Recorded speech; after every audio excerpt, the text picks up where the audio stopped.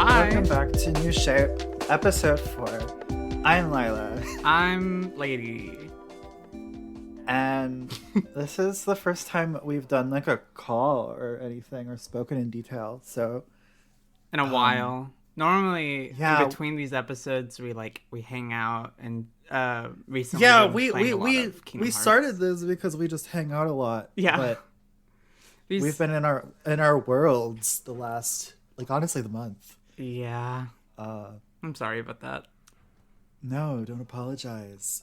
I want to know what you've been up to. So recently, I've been applying to a lot of jobs. Wow, Employment, so exciting, such an exciting world. A little bit though. A friend of mine texts me out of the blue for the first time in like a month, 2 months, and he says, "Hey, you still need a job?" And I'm like, "Yes, obviously." All right, I got something for you. There's this town. It's like 30 minutes out from where I live, and they're like a dead end shop, and they're looking for people right now. So I went to apply there. I go to apply there. And my friend, he works for a game store himself. And before I applied, he wanted to show me the ropes. And he wanted to teach me a little bit about how that company is run and blah, blah, blah.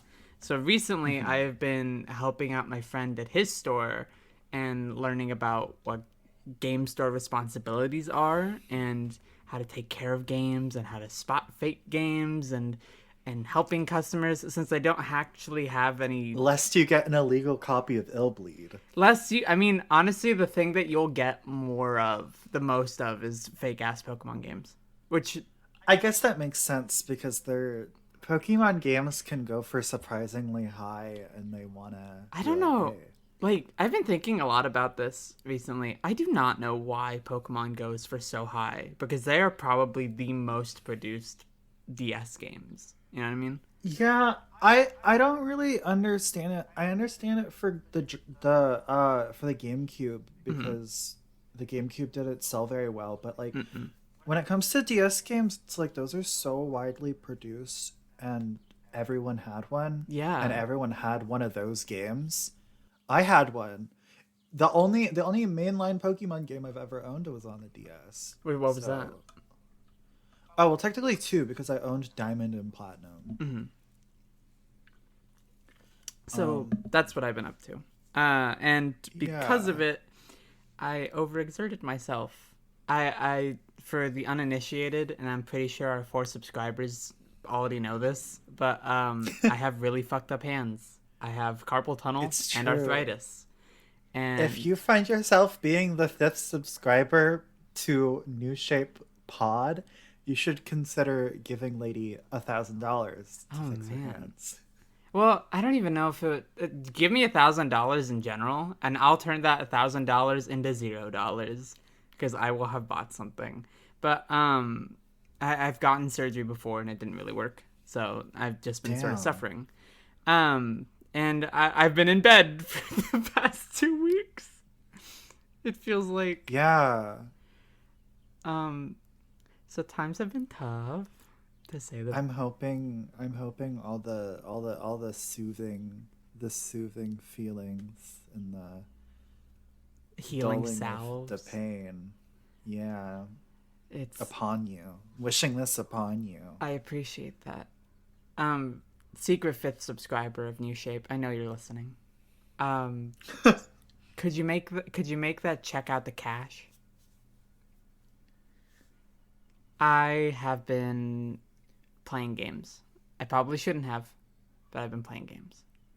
And what? Yeah, you mentioned before we started recording that you played something that you shouldn't have, and I'm curious about that. So with my hands being in as much pain as they're in, something that Chris tells me is, for the love of God, don't play any games because hitting buttons repeatedly will worsen the pain. Shockingly, I know. Math is so simple for me. I've kind of gotten into Kirby. While I oh, really? Mm-hmm.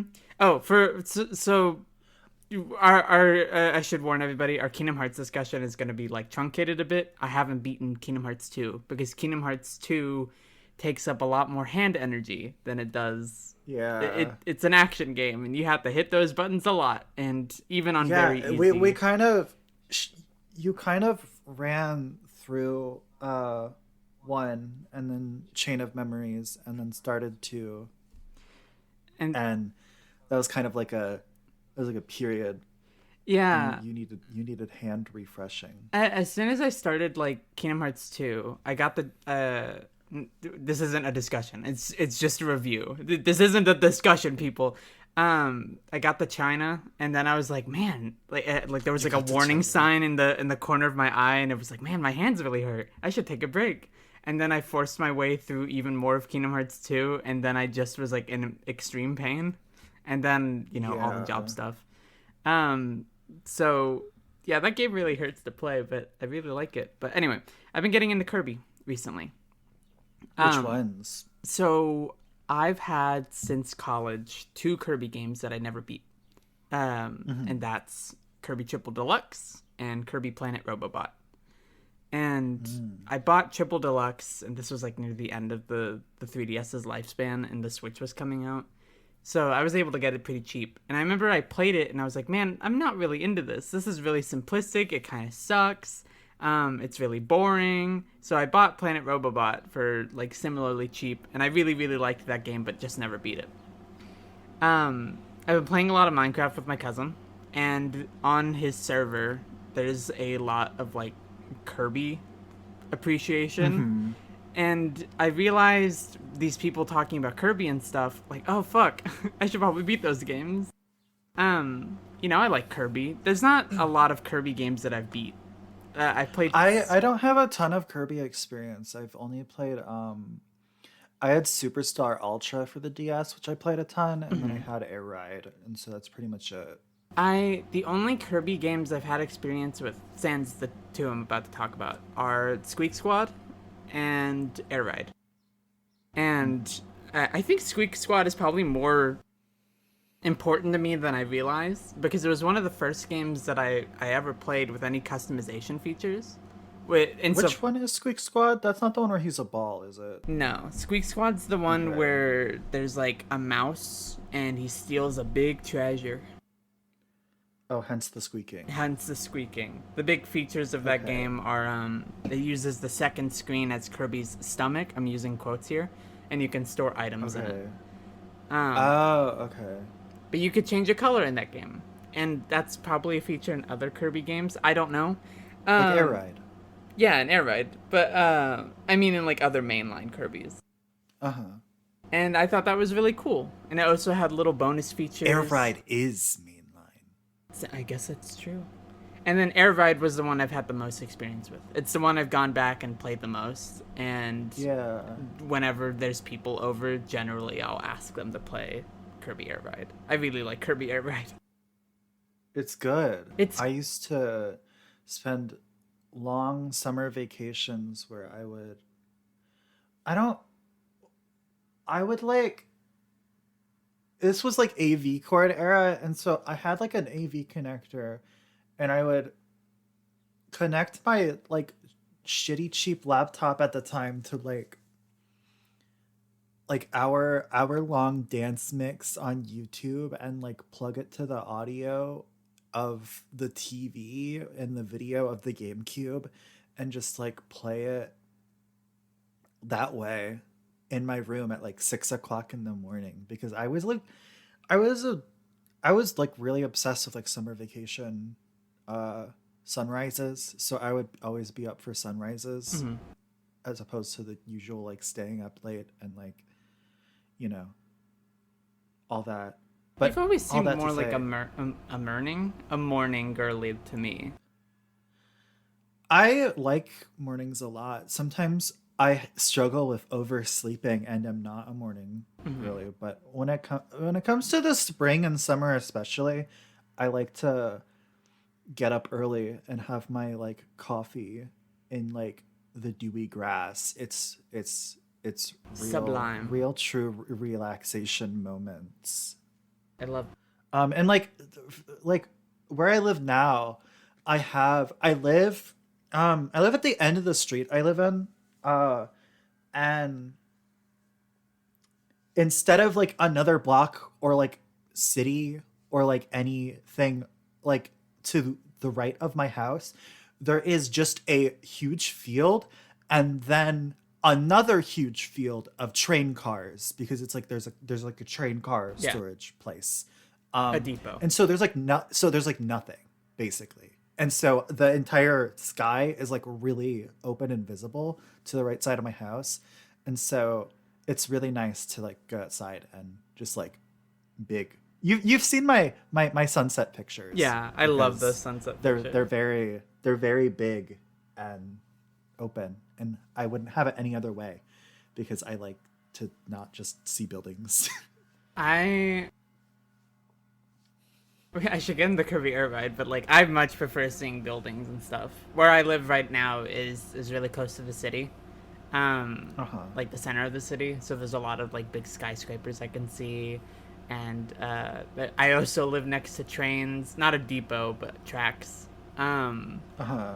And I love the hustle and bustle. Honestly, like the I hate it. I love the quiet.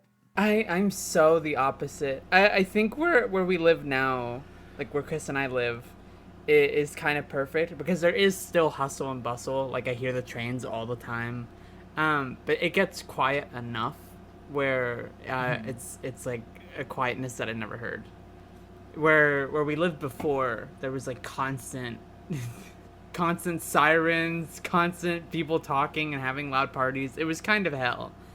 Yeah, I'm in a bit of a sweet spot because it's I'm like a really quick drive away from the downtown area, but I'm also like I don't like suburbs, and so I'm like not in the suburbs either. So I'm kind of just like in this little middle spot where there's like not really much going on, Mhm. but you're like in proximity to the ability to do things, which is nice.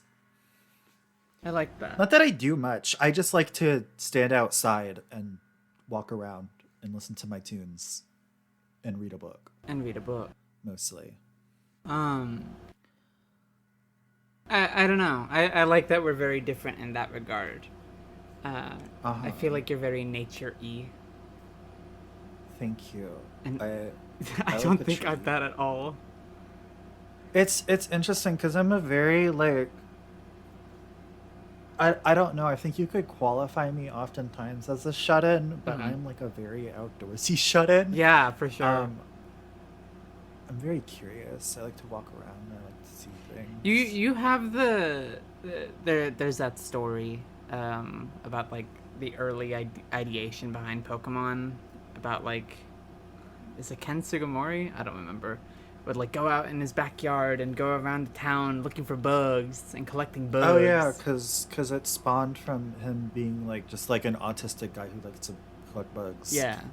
I feel like you still have that the sense of Oh wonder. man.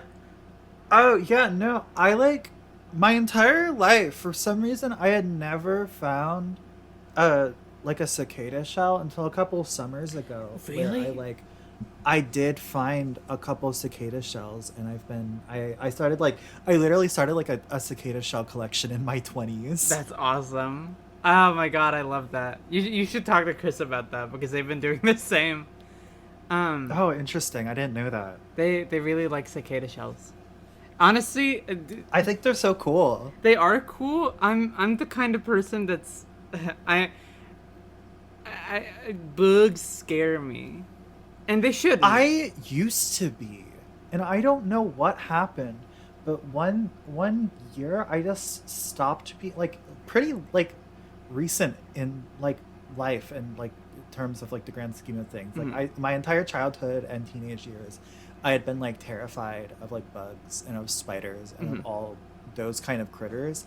And for the most part now, it's like I see a spider and I kind of just like stare at it and I'm like, carry on, dude. I like something like just like stopped in my brain, like the fear part of it just like vanished, and I don't know what happened because there was no event that I like noticed that like caused that. It's just like one day I like looked at one and I like wasn't scared anymore, and it's been that way ever since.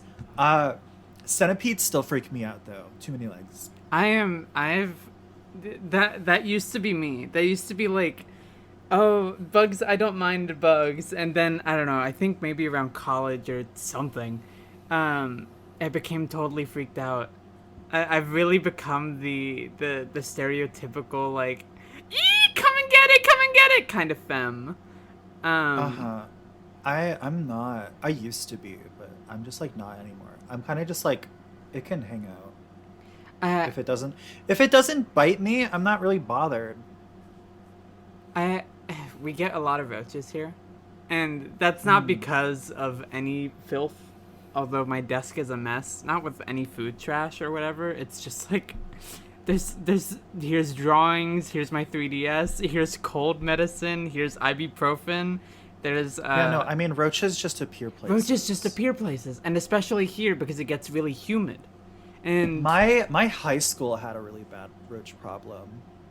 I'm like I didn't know that roaches could just appear because I never Yeah. really and like roaches were such a non-problem where I used to live. Like they would I happen. remember What? my senior year of high school, they like was like the peak of the roach problem, and it was like the end of my The senior year. peak?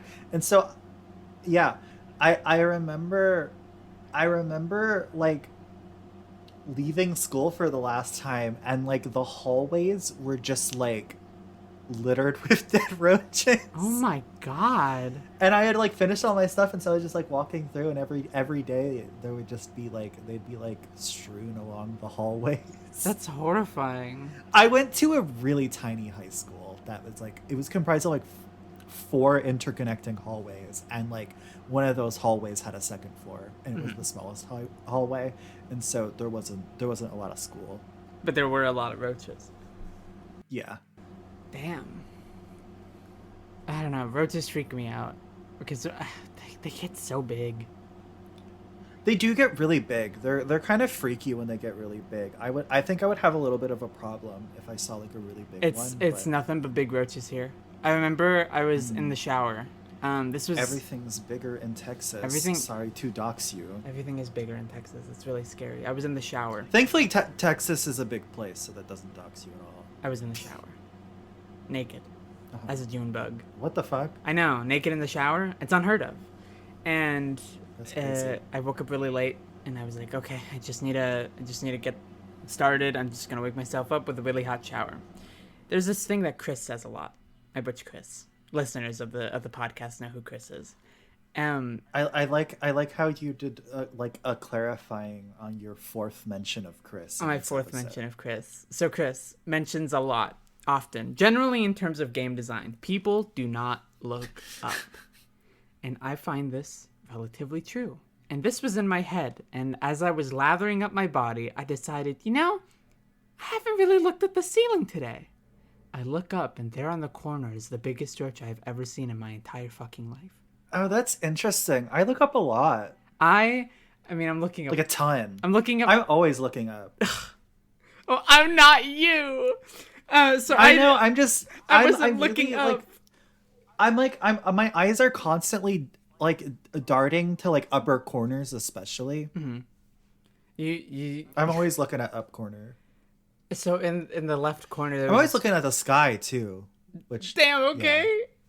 go on. I just with haven't your looked up story. that recently. Well, okay, I'm looking up now, and I was looking up at the sky I'm not earlier. criticizing you. I'm just saying I look up a lot. I don't look up nearly as much as I should. This is why I miss all of the fun secrets and collectibles in my day to day. I need a Prima guide for those shit. So I look up massive roach, and I'm lathering up my body, and I hope, oh god, I sure hope that roach doesn't move because it hasn't moved in a bit. And as soon as I thought that, it starts going down. It starts running to the shower head. And I get really scared. And so I move back, and I think, roaches can't fly. Foolish What do you me! mean? It launched at my face, and What the I f- screamed. What the fuck? What the fuck do you mean roaches can't fly? You have to remember that I have recently initiated or substantiated. I do not see roaches very often. I was trying to calm myself down, hoping that the roach wouldn't fly at me, or launch at me, or jump at me, and it did. So it goes directly for my eyes, And keep in mind, I am like mid-soap. But I still run out of the shower and scream and freak the fuck out of my cat. I don't know what happened to that roach at the end of the day. I just know that roaches since then have really, really freaked me out. Uh-huh. More so than usual. Yeah. I just can't believe that your thought was roaches can't fly. Well, okay. Step a little bit in my shoes. All right. You're afraid of bugs. You're afraid of bugs. You're naked in the shower. And you are trying to calm down from seeing a big-ass bug in the corner of your shower. My thought would be, this roach won't fly. This roach will choose not to fly. Okay, well maybe that's what I mean. I can't tell you what my thoughts purely were at that time. It won't. I mean, I guess you were panicked. I was panicked. There was a big-ass bug. People get stupid when they panic. I do get stupid a lot. And then Not you. No, I know. Specifically. I mean, like, when I panic. Yeah. Yeah. I think that's common. No, common is Stonekeeper. I don't know what that means. And Zendaya is Michi.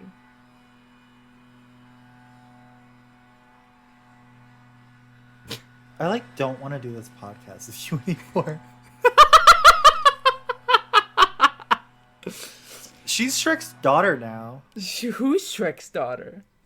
Zendaya? Oh, like a character. She's playing Shrek's daughter. I didn't know what the fuck you meant. That's Shrek 5. Is that like a good career move or a bad career move?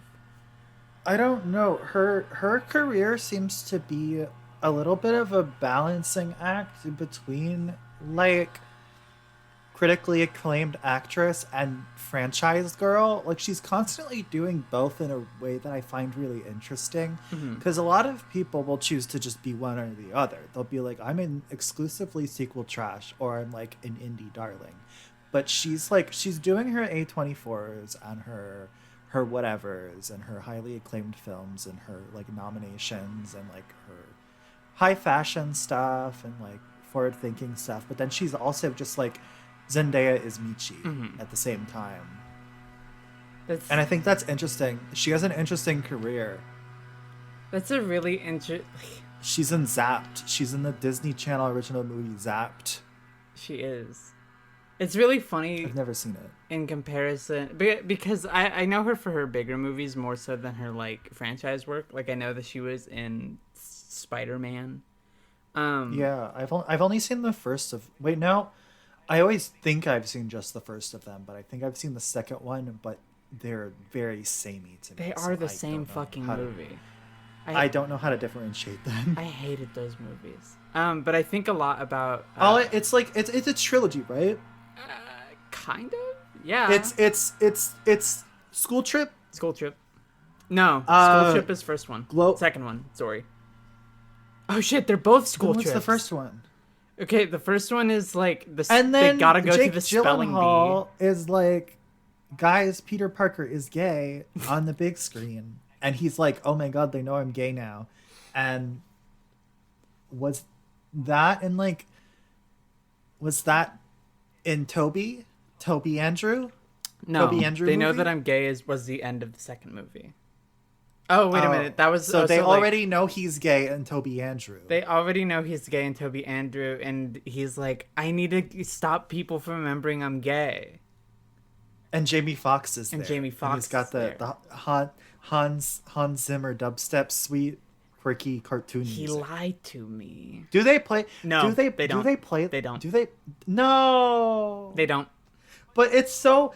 Jamie Foxx in Amazing Spider-Man 2 is so fucking funny because he's just like, oh, Spider-Man is my best friend. And Hans Zimmer is on the beat going You know, the more I think about the Amazing fucking Spider-Man penis-ass movie. The more I think about the Amazing Spider-Man 2, the more I'm willing to call it camp. I think... Okay, so... Hyperpop. PC Music. PC Music, the label started by A.G. Cook, Sophie affiliated. There was an associate of that like group of people in like the early to mid 2010s. Mm-hmm. Her name was Liz. Mm-hmm. Uh and she has a song on the soundtrack for Amazing Spider-Man 2, What? which is like it's all about how she wants like Spider-Man to be her boyfriend. Okay. And I'm just fascinated by Liz because she like had like this like career of like she was like first associated with like mad decent label people and like Diplo, the guy Diplo. Diplo. And then she kind of like curved over to like the PC music like immediately after this Amazing Spider-Man 2 soundtrack thing. And so she had like her like career peak around like the PC music people. She had like a significant song that was produced by Sophie. And then she like her career trajectory has been crazy because like now she like those like filler pop songs in the background of like Netflix shows that are like Yes. commissioned for the Netflix shows. She writes those now. Is that like? I guess not everyone does what they do out of fulfillment, but like, is Yeah, that but fun? I mean, it was like she like had like a decent thing going on, but then the problem was PC music is all like leftist, like the fans of PC music is all like leftist gay people. Yeah. And then she got like the Trump supporter allegations, and then she immediately pivoted to Netflix filler pop songs. Wow. Where are we? We were talking about the Amazing Spider-Man 2 after talking about roaches, after talking about All summer. right, I saw that in theaters. I saw it in was- theaters too. I remember being really sad because I was like, "Oh my god, Gwen's wearing the outfit." I saw it on a date. Oh. Yeah. And you were like, you must have been like 5. I was really young. So there was this girl in high school. I had a really big crush on her because she had short hair. And okay. I did not yet know what that meant for me. So she had really Okay. short hair, and after months and months of like her being wishy-washy about going on a date, she said, "Fine, we'll go on a date. Stipulation: my dad has to come." Her dad is a military man. He is this long dude with glasses and short cropped hair, and he takes us to the flight museum. And something I noticed immediately is that my date is not talking to me, but I know a lot about planes, and he knows a lot about planes. Yeah. So we talk the entire time. And I have a great time with this scary ass military man just because I know what he's talking about. Damn, you kind of went on a date with her dad. I kind of went on a date with her dad, and I remember that. So afterwards, we went to see Amazing Spider-Man 2, and he sat between us. So I ended up talking to him more about the movie than talking to her. She didn't say a word throughout that date. And it's one of the most memorable dates I've ever been on. Jeffrey, if you're out there, don't call me. But that was a pretty okay date. I think the movie that I took a middle school girlfriend to see was worse. What movie? Because I took a girl to see Zack Snyder's Sucker Punch. Oh, no. And a third friend tagged along. Uh-huh. And yeah, I don't know. It was just bad. That... Okay, I haven't seen Sucker Punch, but I know Zack Snyder. And I have to imagine... And Sucker Punch is his, like... It's, like, about, like, lobotomy girl, mental hospital, sex workers. Yeah. Imagining that they're in, like, action movie sequences. That must have been, the like... best thing about the movie is that there's a Bjork needle drop in it, and that's pretty cool.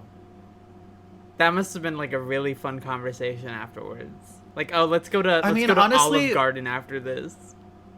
We were all really young, so the problem is that we did all like it at the time. So, but the movie itself was bad. So yeah.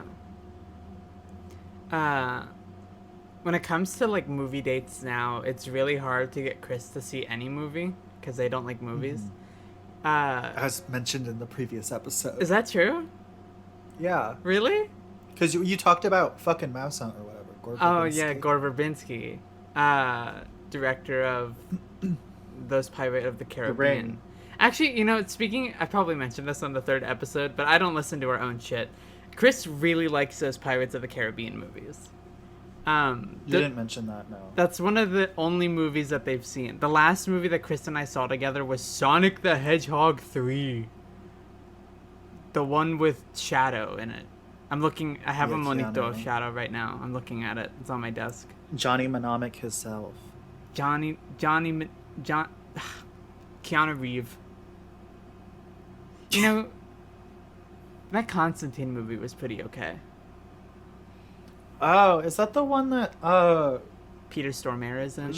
Rachel Weisz? You always jump straight to men, and I'm like, I don't remember who men are. Peter Stormare was in Until Dawn. Okay. And the only thing I remember about Until Dawn and the people in it is that Rami Malek is there, and the cheerleader from Heroes is there. Uh-huh. Rami Malek is in that game, and he's like, ooh, I'm a spooky killer. Ooh. That game sucked. I don't know if he does that. No, he literally does. The whole bit of the game is that he has, like, trauma and, like, DID and stuff. And I don't remember this. He's like, I don't know. He plays it like he's kind of silly and goofy, like childlike. I think you got a different ending than I did. I don't remember. That game sucked. That game really sucked. They're making a movie out of it. It's coming out next week. Oh, next week? Yeah. Isn't it like a Blumhouse thing? Is it a Blumhouse thing? It's probably a Blumhouse thing. It's like a horror anthology movie. It's not. Yeah, it's basically it's a Dark Pictures anthology. A little bit, but Peter Stormare is in Until it. Dawn is the name people know. Oh, okay. Mm-hmm. I need to look up who the fuck Peter Stormare is. He played the devil in Constantine. Okay. The guy with the sludge coming out of his jacket. Whatever you fucking say. Man. Constantine, the movie with Keanu Reeves. Okay. Remember when we were talking about Kirby? Let's get back to Kirby. Why? I don't have anything to say about I got Kirby. stuff to say about Kirby. I'm leading this ship. About fucking Kirby. Let's talk about fucking Kirby. I've been playing a lot of Kirby. And yeah, so you mentioned. I mentioned. Oh, Peter Stormare is Jeff in Dancer in the Dark with Bjork. Yeah. Okay, that guy. You know Peter Stormare. Everyone knows Peter Stormare. Talk about fucking Kirby. Kirby! So did you know, and you probably did, this is new to me, Kirby has, like, harrowing character studies in it. Why would I know that? I don't know. Why would you assume I know that? I told you before that the only Kirby games I've played are 1, a minigame compilation, and 2, the driving one. Well, I haven't played I don't know about its harrowing character studies. It's the simple silence of Kirby Planet Robobot or whatever the fuck. So Kirby has all of these really surprising stories, but they're told solely through pause screen descriptions. Which is crazy to me. That reminds me of Balan Wonderworld. Really? Does that happen in Balan Wonderworld? Well, I was watching this video a long time ago. I think it actually got taken down. Mm-hmm. Yuji Naka got a hold I was of watching. It. I was watching. The person like transitioned and all of her old content. Anyway, it was a Defense of Balan Wonder World, and like, it got into like the side novels, and like the side novels had like very like surprisingly well written and good, like elaborations on the story of Balan Wonder World, but it was like locked off to this like little bit of text. Mm-hmm. Yeah. That's that's really something. I want to play that game eventually.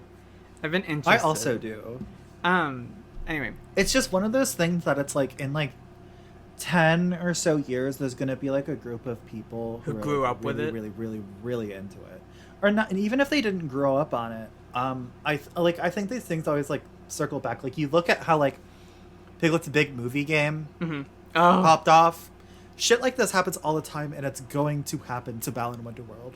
this happens with every game. Like even And I think that's like kind of a good thing, I because it's think just so like I too. don't know. I think we as like, oh, when you have like the privilege of like immediate consumption of like just being able to kind of grab everything that it grab everything that comes out, and then immediately kind of just like completely devour it, and then Mm-hmm. be able to kind of just like, okay, on to the next thing.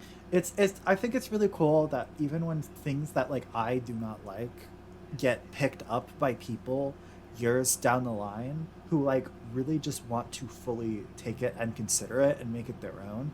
I think that's lovely. I think that's great. It I is think people great. should do that if they want to. I love that. I appreciate people that I you know how I feel about games. Actually, I've been Yeah. getting into this with my friend. I really like showing appreciation for loveless games. Um, just because I know that despite how flawed or strenuous these developments were, people made these things. Hmm. And not every reason is good, because some games were made out of corporate reasons or corporatized or Yeah. whatever the hell. But I still. Like for example, I find myself being a really hard shooter for the PlayStation 2 generation Aeon Flux game Mhm. that was made to tie in with the The movie. Karin Kusama movie. Um, but it was like, because the Karin Kusama movie was so like she was barred from the editing room Mhm. and all that stuff, and they kind of had like a lot of shit going on and like last minute adjustments and changes to the movie. It's very obvious that the movie tying into it, like the only thing that really has in common with the movie are a couple aesthetic choices, namely her looking like Charlize Theron, and then a couple things that are clearly like early concept art of locations. Mhm. Um, but tonally, it kind of strikes its own middle ground between the Peter Chung show and the movie that we got. Mhm. And it was very obvious that there was a lot of people working on the game who really like um, Aeon Flux, the show. And so there's a lot of little touches to it that kind of have their own little picture of Aeon Flux as a concept, but are very obviously an homage to the show. And the game itself is kind of a janky mess, but there was so much charm in like the way certain things were put together. Like you can find these collectible, like short films of like cutscenes in the game that are just like wholly their own thing. And I think it's really lovely that like even in like something that is like obviously like pushed to be like a tie-in to like this movie that Paramount already butchered, Mhm. it still had like people inside there who were like who cared about something in regards to it. I feel like that with I talk about this game all the time, but Dark Void, like Dark Void is probably one I of the. still gotta play that. You should. Dark Void is one of the games that kind of really. It's the game in recent memory that really turned me on to this idea. Just because it was made for that Western push of Capcom and Keiji Inafune. Everything needs to be more Yeah. westernized, and this was a first-time developer really trying to show that they had what it takes, and they didn't. But like reading through the scant development material from Bear McCreary's blog, uh, really showed that these people they were like, we have something, we can do something with this. And even though the gameplay is like a really lame Uncharted ripoff, it still Yeah. has this kind of passion behind it, this excitement. And I think when it comes to games that are flawed in that way or whatever, it's easier to see spirit where people might have not seen it before. I think the worst thing anything can be is boring, mediocre. Yeah. And games like that just never are. Yeah, there's something interesting about games like that to me. Absolutely. Because even when they're being very derivative in their gameplay design and like applying to some kind of trend, you still have people like concepting and like writing from some place that isn't that, because you can't just be like, okay, how do I write a cover shooter game? How do I, you know? You know, Alex Garland's Enslaved Odyssey to the West might be I his still gotta best play work. that because I think it's fascinating that that's an Alex Garland joint, because like that was like right before he like really fully pivoted Exploded. into directing. Yeah. Because obviously, 28 Days Later and his writing and collaborations with Danny Boyle were huge in getting his name around. But the 2010s were really like A Wild he was West. one of like the early like is Ex Machina an A24 movie? I think so. He was like one of the early like people that took note during that early boom of like A24 into like what it is culturally known as now, between like Ex Machina and Annihilation and all that. I genuinely think so. I recently had the misfortune of watching his. I don't know if it's his, Civil War. yeah, Civil War. And I've been thinking a lot about this in comparison with the works that I know him from: Devil May Cry, and Enslaved Odyssey to the West. He worked on DMs. I guess it makes sense. Yeah, He he took off wrote it. Ninja Fury. And Civil War is a game, or is a game. Civil War is a movie that has fucking nothing to say. Here's my Civil War rant. That movie was fucking awful, and it was grating to watch. It is a movie with the premise that America is under siege and split apart, and it refuses to describe the history before that point. That is like a deliberate decision. So you have characters constantly criticizing the system and the world and these massive changes to their lifestyle and sense of being, but the movie refuses to like tackle or take on anything that's not related to journalism as a profession. And what it says about journalism as a profession is that journalists are bloodthirsty and blood-sucking, and they don't care about anything. And that's really nihilistic and really pessimistic, and the movie just sucks and it revels in that. And that reminded me a lot of Devil May Cry, because that's kind of what that game said too. I think a lot about some of the more exciting parts of that game, like the Bob Barnabas boss fight, the Fox News guy. Like that's one of its big showpieces, and what it shows is like, the news cycle is just a swarm of negativity and blah blah blah. And while DMC takes this kind of hyper realistic approach, it kind of feels like it's taking the piss in that game, you know? Like everything is notched up to 11. In Civil War, they really want you to take it seriously. Like, yeah, it's also, I think, different to have like, because with DMC it feels like a Fox News caricature is like a lot less, because I mean, with the way I view Fox News, at least, is like, I think it's easy to make like a political caricature, for sure, out of Fox News people easily, and be like right about it. Yeah. But I haven't seen Civil War yet. I haven't seen Civil War or Men. I don't know what that guy's been doing recently. I honestly, like with Civil War, I just hated that movie so much. Yeah, and right now he's working directing on that, Warfare, which is like, there's that's not even what I was going to. Oh, what were you gonna say? He wrote the first entry in the 28 Years Later trilogy. What the fuck? The I didn't know. I knew there was a 28 Years Later happening. I did not know it was a fucking trilogy. The second movie is being directed by Nia DaCosta of Candyman and the Marvels fame. Oh. So it's the first one is like a return of like it is a Boyle and Garland joint, and then the second one is Nia DaCosta. That's exciting. I haven't. I only I'm saw like 28 curious Days about Later. it. I don't like 28 Weeks Later. Jeremy Renner is there. I never saw Weeks. What was Weeks Jeremy about? Renner's there. Okay, you know, I could It's have found this basically out from it's a this more very special app. Have you heard of it? that one closed down. Uh-huh.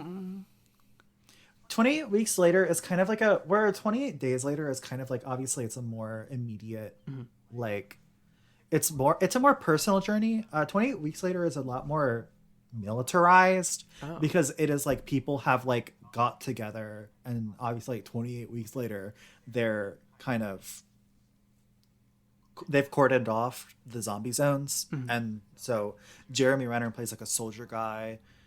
Imogen Poots is there. Her middle name is Gay. Sorry. I'm sorry. I'm sorry. I shouldn't be laughing at someone's name. Imogen Cape. I mean, come on. No, she's a okay. I understand when it's like if there's like a racialized element or something, but she is a white woman named Imogen Gay Poots. I know, but that's like a name that's so easy to make fun of. That I know. like she plays like a girl in it. she plays like a girl. I think she's like I can't remember if she's immune or if she like has some kind of I don't remember. It's not as like that it's Planet not of as the good. Apes It's not as tight as Days is. It never really got my interest. I really liked Days from what I saw, or what I saw. I saw. Yeah, the well, movie. I mean, some of the because 28 Weeks Later, I think is just like not as well liked as Days is. It's not a Danny Boyle joint. I don't know if I don't think Alex Garland worked on it either.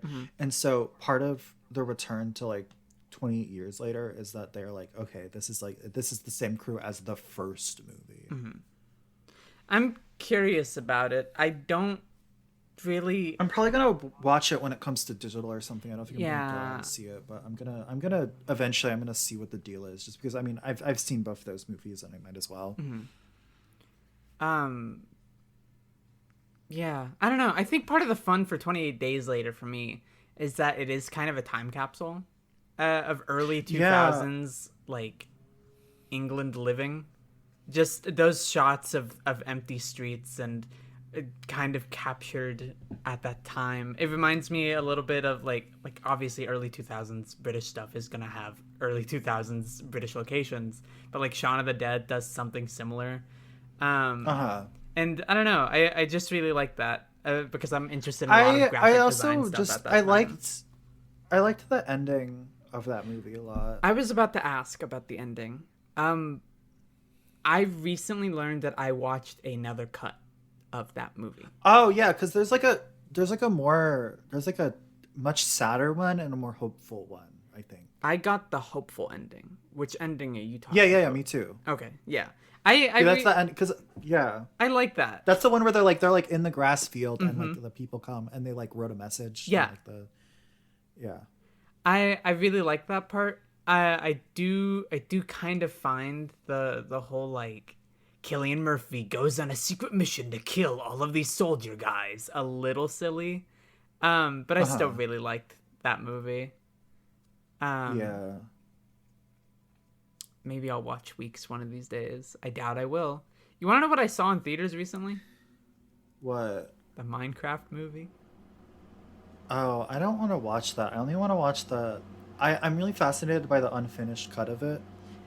That I didn't see the unfinished cut. My friend Austin Yeah, did. because you saw it in theaters. I did see it in theaters, yeah. My friend Austin did. He said it was very funny, the unfinished cut. Yeah, it reminded me of like X-Men Origins Wolverine. Well, no. Oh. I was gonna say hoodwinked. Hoodwinked? Like hoodwinked style like CG Yeah. of that. Yeah. Where like the post-processing isn't quite up to snuff and everything kind of looks like it doesn't belong in the background. Yeah. That's true. That movie kind of sucked ass. No, it's not a shock. Um, Uh-huh. I'm gonna talk about the Minecraft movie for a hot second. I did not suffer the slings and stones of people yelling chicken jockey. In fact, I don't know what that means. so there's been this really big meme recently where there's a scene where Jack Black says chicken jockey and people go crazy when he says that. What? Yeah, so a recurring theme across the movie is that Jack Black's character will just say things verbatim from the video game, and Okay. chicken jockey became kind of this like mimetic phrase. I So, haven't seen a single. I don't. and This honestly, is you're better for it. Um, the okay. the people that I saw, I go to matinees. Like I just Uh-huh. it saves me money, and it's generally a lot calmer. Yeah, that's what I used to do when I would go see films. Is I would go catch a matinee. So the only people that were there besides me and my friend were children, like little Uh-huh. kids. And there was a girl having Yeah. a birthday party, and she had on a headband with like her player name on it.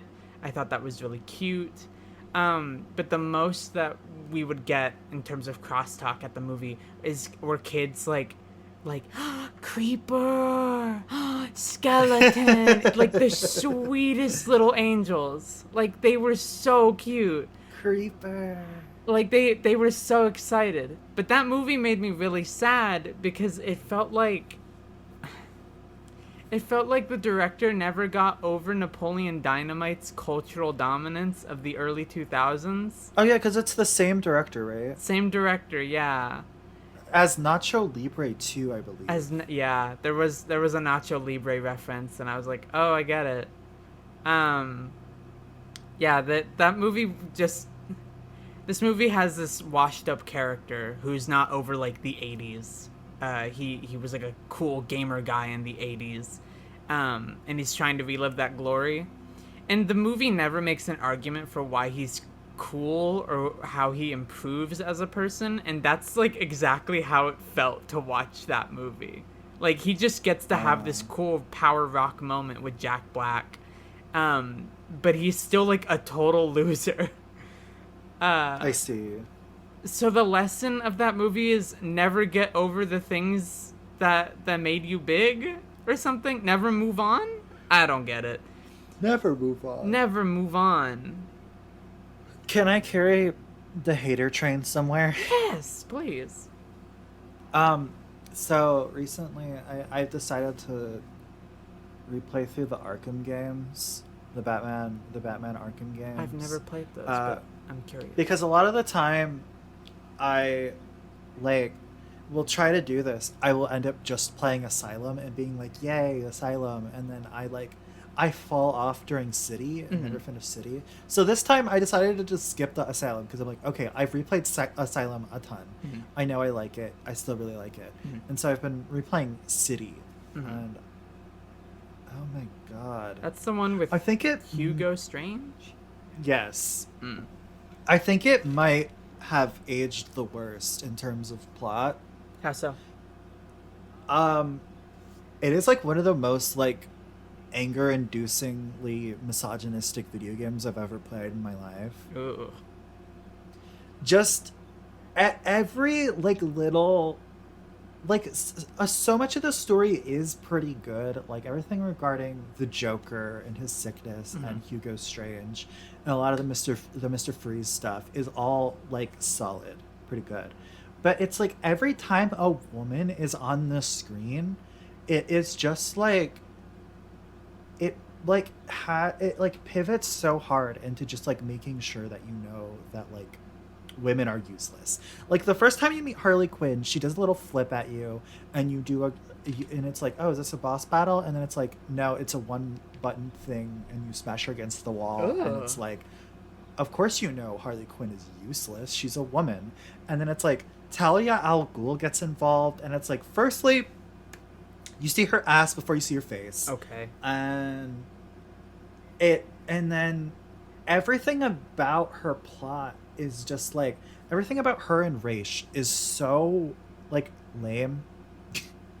Because, as it turns out, Raish was the one secretly puppeting Hugo Strange. And the scene involving this is just like you go to the top of the tower that Hugo Strange has, and he's like up there.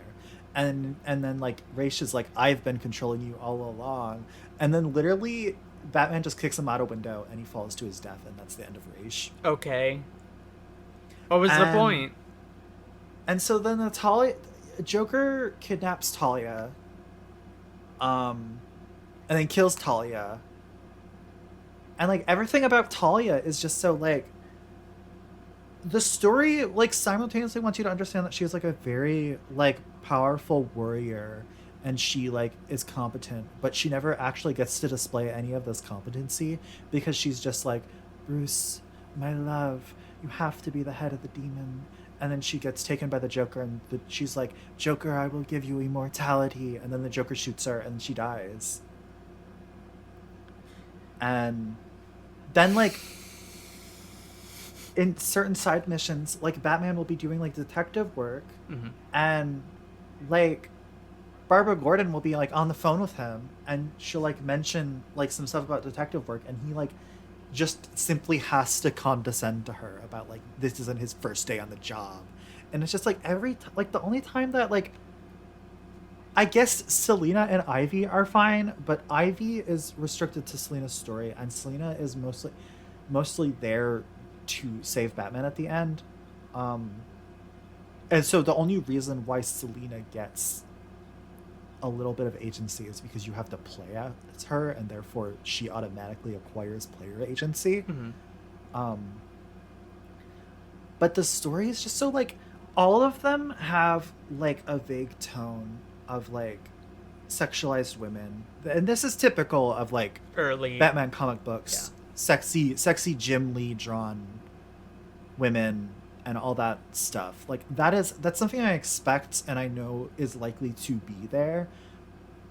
But, and it's like I engage in a lot of like shitty, crappy action movies about like women being hot and like kicking people, and so I'm not like that opposed to it as long as they have like some sense of like self competency to their character or anything. But like every woman who like engages in the plot of this game is just like demeaned and defanged at every possible turn. And thankfully I'm now done with the plot, so I've just been doing Riddler challenges, which is the real fun of the game. It is just that every time I play Arkham City, I get so exhausted by the story because the good parts just aren't prominent enough for them to like really like carry me through the whole story in one piece. It sounds like it. It seems kind of... Yeah, and it's interesting because it's the most like loved Arkham game. Like City tops the list. City was like best game of 2011, you know. It's the game with all of those fucking awards on that cover. Yeah. And it's just like, the story might be trash, guys. I think it's like, it might have aged the best in terms of like its gameplay, and the atmosphere is like solid. Like it's a game I still like. I think most of the side missions are really great. I think those are a ton of fun. Those are a treat. But that core plot is just so like bizarrely, like they dialed the misogyny up so much, and it's kind of infuriating. But I'm curious to then, I've never replayed Origins or Night, and I'm really excited to. So that's been my current like gaming project while I'm paused Kingdom on Hearts Kingdom has Hearts. been a bit. Yeah, well, that's been on the cooler. Is I've decided to go into the Arkham stuff. I also want to play that like 3DS Vita Metroidvania. Yeah, I've never played that. Blackgate. Yeah. That seems. I think it was a tie-in to Origins. I know more about that game just because I have a Vita and a 3DS. I never played any of the I never had a Vita. I did. I've never played any of the Arkhams, but I have played games of its ilk. Like, kind of Uh-huh. recently, I played the Mad Max game, which has like Arkham's Right, right. combat and the It has whole it has kind of yeah, very very thing. similar.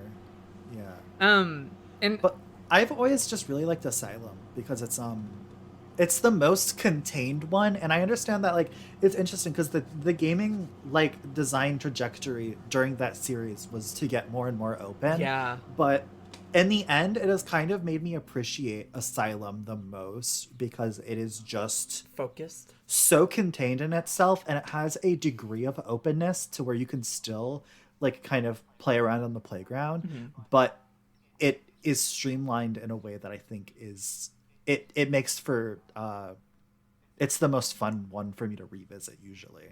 I don't like whenever I think about city and night. This is just because I don't like open world games, but like I'm instantly overwhelmed by the amount of activities and world and whatever the hell there is. Like I'm assuming Mm-hmm. part of the fun is to be the Batman, to fly around and stop crime and solve mysteries and whatever.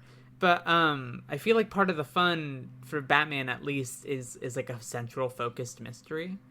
And when you're dictating the pace of those, it feels like it would get Yeah, really complicated really I easily. guess I guess like stuff like City and Night take more inspiration from the kind of Batman story that is like revolving around stories like Hush. Mhm. Um where like Hush is kind of a story where like Batman is like shown through all his like rogues galleries or the Long Halloween, stuff like the Long Halloween. Mhm. Because there are because that is like that is a mode of Batman other than just like the I tend to like the case centered stuff more. Mhm. When it comes to like Batman stories I tend to like his anthology books. Wow, somebody is um Mowing that blowing lawn. leaves.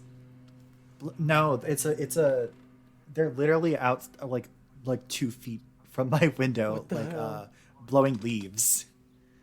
Um. Anyway, the mode of Batman I tend to prefer is the kind of like, and I like his anthology books a lot more than I like his like detective comics or Batman runs Mhm. most of the time. Like all my like highlights of like Batman comics are like stuff that's in like Shadow of the Bat or like Legend of the Dark Knight, stuff like that, Mhm. which is like different teams each time coming for like arcs or like 2 issue stories or like 1 issue stories. I love stuff like that. Mhm. Um, and you kind of get like a mixture of that because it's like you have the whole of like city and night, like the main plot, but both of those have like a really good side mission systems, and so I like kind of fast tracking the plot in City and being like, okay, that's done and over with. Now I can kind of like Have have your my own fun. little anthology, you know? Yeah. Oh, that makes I sense. can I can hit the beats of like 5 or 6 different Batman stories Mhm. instead of going through like this plot that I don't really like. Um, because it's like the fun thing is that I there's an Azrael mission Mhm. who he appears on like different roofs throughout the story, and so I've been focusing on Riddler challenges. So I've been like going across the map, and sometimes I will just like I have not intentionally I've only intentionally gone to the first Azrael spot, and that's just because I noticed it off in the distance, and I was like, oh, I guess I'll go there. But ever since, he has just been appearing while I do my Riddler challenges, and he's like, this is the next spot, and like so I like that my trajectory in some of these missions has just been like purely accidental and just like, oh, I came here and there was a clue, and now I have the clue, and I can use that clue for something, and I really enjoy that kind of structure to City. So that's why I still partially quite like City, Mhm. because it's like once I fast track the plot that like constantly has me gripping my controller in anger at the treatment of women, I can kind of just hang out for the rest of it. I guess that is its own fun. But I don't think they're your kind of games, because I know you're someone who really doesn't like Insomniac I Spider-Man. really hate that game. I hate all three of them. And I do quite like. I haven't played 2, but I do quite like the first one and Miles Morales. So I do think this is just like a difference in the kind of games that we like. Is that I do sometimes just like an open world to do things in. Like that's why I like a I like somewhat a Mirror's Edge Catalyst Defender because I I think that game had is fun. oh yeah I do I because I just like there was this point I do wish there was a way to turn off enemies Yeah. just because when I was really getting into video game photography for the first time, Mirror's Edge Catalyst was like the game that like sparked that interest in me. Is I would just like run around the city taking pictures of places, and it like that's how I developed that interest. I think with Catalyst, when Catalyst feels totally different to me than like Marvel's Spider-Man and Spider-Man Miles Morales, simply because number one, scale is totally different, and number two, the world feels more accessible to me as a player because the verbs of action across that game involve like full body movement. So I'm not I see. swinging past these buildings and going, "Oh, I can't do anything with there," or I'm about to repeat a mission that of stopping a crime that I've stopped a million three times. It feels like, okay, here's a new challenge. Here's a new challenge of me running up this building or trying to make my own way or following like a player's time trial thing, and that's more exciting to me. I guess that makes sense. The reason why I didn't like Spider-Man and Miles Morales and 2 all that much is just because the playground that I'm in is it's like it's nothing but jungle gym. And the jungle gym is fine. It's just that your arms get tired after a while. And I really love swinging and I really love exploring, but I realize that like these side missions aren't really exciting to me. These stories are kind of nothing to me. And the fantasy of being Spider-Man is sort of being fulfilled, but I think it just wasn't enough for me, and I don't necessarily know how to fix that. I don't know if there is anything that needs to be fixed. I think you just Well, don't fixed rock with it. fixed for me to enjoy it. I'm not saying like, this is a big problem that they need to solve in Spider-Man 3. No, I mean like for me to enjoy it. That what would need to be changed. Yeah, I don't know. I never really had. I haven't revisited either of them since they came out. But I had a good time with both of them. I did have My tastes have changed a lot since then, but I did have a lot of fun taking photos. Like that's one thing yeah, that's consistently had been fun good with across photos. those games. Costume selection, really great. Photography, Yeah. super great. Yeah, I've been having fun because I restricted myself to the main costume in Arkham City, but ever since I finished it, I've been running around as Batman Beyond. Ooh. My friend Terry McGinnis. I really like how Batman Beyond is a really interesting thing to make a costume out of for a game like that, simply because, it relies so heavily on not having detail, that costume. So having... Yeah, I think it takes more inspiration from the Batman Beyond comics that came after the cartoon's runtime, kind of. That's cool to me. I like that. I kind of like the... Batman Beyond is really cool. I like it. I think part of the fun for the Arkham games for me as someone that's never played them is the way that the character modeling in that game looks is very reminiscent of early Todd McFarlane toys.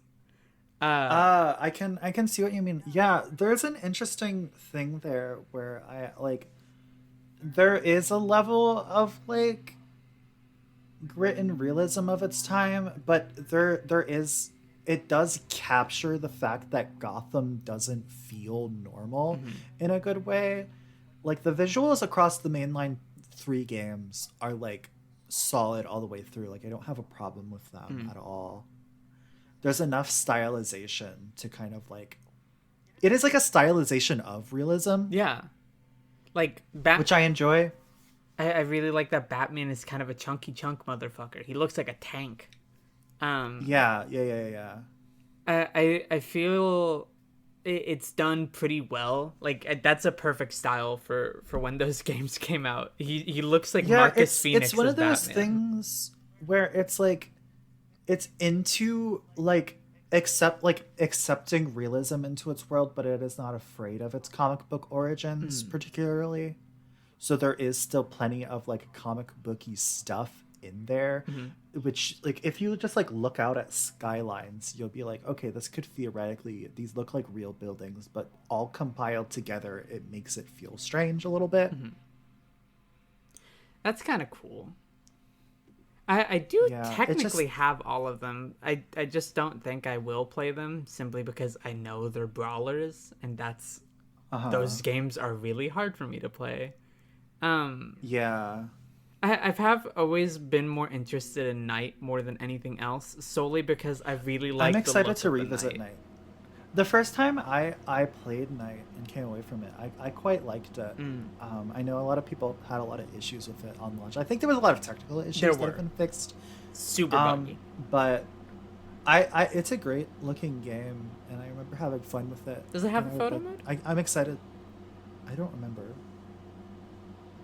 Because that game, like I think about that game and specifically, like everything feels really humid. There's a lot of steam coming out. Everything's super wet, and I really Uh huh. love that kind of atmosphere. It's exciting. Um, Yeah, I think I'm that's excited to revisit it. that's another thing with Spider-Man. I guess is there's no trash. Um, Mm. I've had the privilege to go to visit New York once in my life, and one of the things that I really liked about New York, that shit's covered in trash.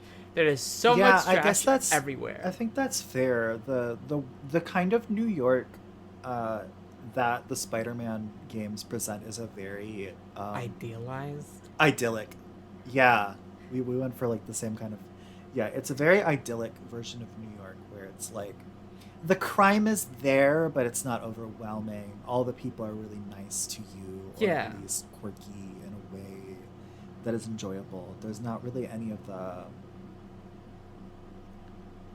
Yeah, because the way Gotham is presented, and well, with Arkham City and Mm-hmm. Asylum, you're like in prisons, Yeah. so it's a bit different there. It's interesting because it's like a yeah, I don't know. It feels true to Gotham the way that it is like crime characterized because Gotham is like a comically bad city Yeah.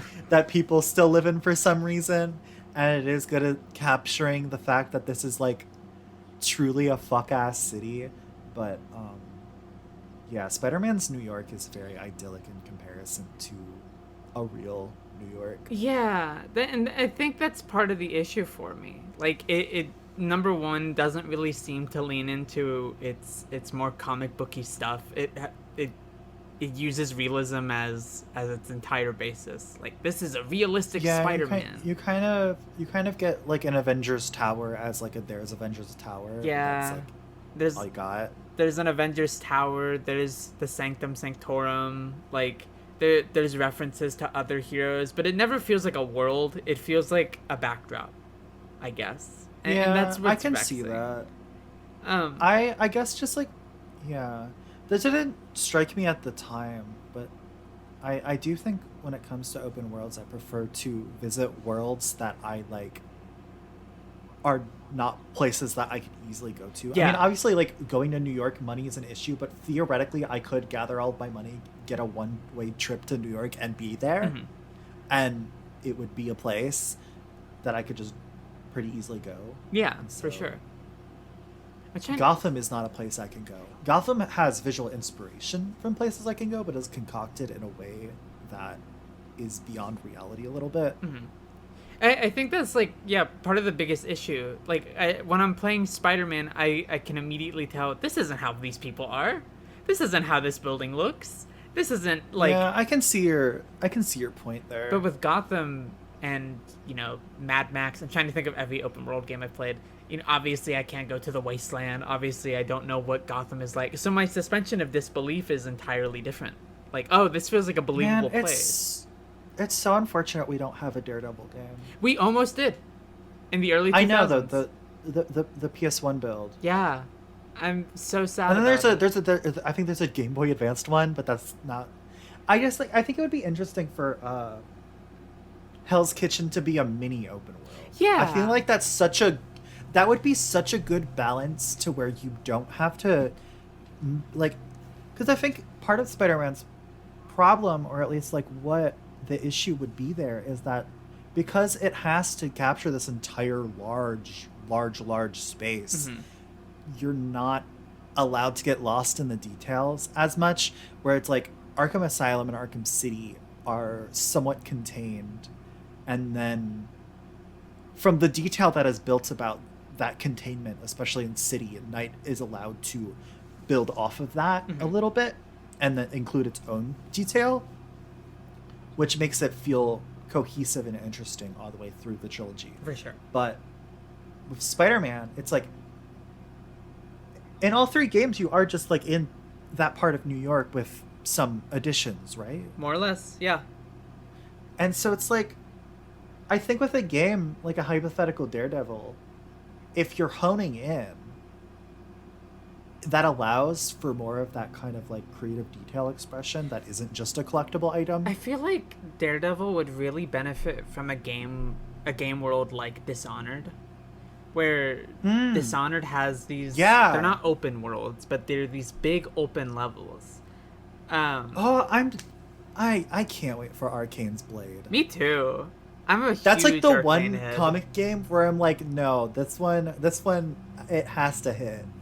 I'm really hoping it does. I've been thinking a lot about Prey and Dishonored. Obviously, those are some of my favorite games. Uh-huh. And I love Deathloop. And Deathloop is like I haven't gotten to play Deathloop, but I've played Prey and Dishonored. I picked up Dishonored 2 recently on sale. I hope I you should get around play to it playing that. soon. That's like genuinely one of my favorite games ever. And the art book is ooh so good. Um, like So good it makes you Roblox die. so one of the things about Dishonored, I'm going to talk about Dishonored real quick. One of the things about Dishonored 2 that I really love is a lot of the furniture, a lot of the furniture items are real. They spent some of their Ooh. budget to craft these lavish furniture pieces to get a feel of how they would work like physically, and there's a lot of detail like that across that game. Not to, Oh, that's sick. and oh, so the faces that you see are sculpted like from hand, from clay. Damn. A lot of there were these maquettes made that where like they had these very detailed faces, and that's the basis of the character models. So there's like a lot of hands-on touches across, you know, 1, 2, and Death of the Outsider that I really appreciate. And it seems like these people, like this development team, really cares about building this believable, cohesive world. And if you want to, and I did personally, you can just see how these people live. There's a lot of like really good side conversations you can eavesdrop on. There's these fantastic little like books you can read, and it got me thinking more about the world, not in like how does this relate to Corvo and Emily, the central characters of those games, but it made me think, okay, how does a regular day-to-day, like what are the beliefs like, what do people eat, and I think, having this immersive sim style is really exciting. You don't see games like that very often. I think it was in relation to Dishonored, and when some interviewer asked what an immersive sim really is, and the response was a game where you can turn the faucets on and off. And Dishonored is Yeah, absolutely one of those games. Yeah, I'm familiar with the quote. Um, Possibly from you, but I don't. Who's to say? who really is to say? Those games are extraordinary to me. Yeah, I'm excited to play 2. I've played the first one twice, I think. I've 2 or 3 times, maybe. I've played them I'm not countless sure. times. I never finished. I'm bad at replaying things. Normally I am too, but with Dishonored, I feel like because of its games' relative linearity, there's levels. Um, that was one of the only games that I felt like, oh, I could speedrun this. I can do challenge runs in. So a lot of my replay throughs were just like achievement hunting. Like for Dishonored, I did Dishonored 1. I did this run where I wasn't allowed to be seen at all from the beginning of the game. I didn't kill anybody, and I didn't use any powers. and that was like really thrilling to me. Like I got a lot out of that, and that's not something I normally get out of games. Like Yeah, I know you're not I'm you're not not much of a I'm not achievement person. I'm not a challenge girly. Like Yeah. usually I'll do what I want to do. Generally that will be like main story plus side quests, like more or less every Yeah. side quest. I did that with Cyberpunk, I'm similar in that regard. but I don't know. With Dishonored, it felt like there was a genuine mechanical mastery and excitement that I got out of that game that I'd never really felt with other games before. I just hit my curtains, um, and what I explore in games is more narrative, like narrative design, narrative control. How is this information being presented to the player, etc., etc.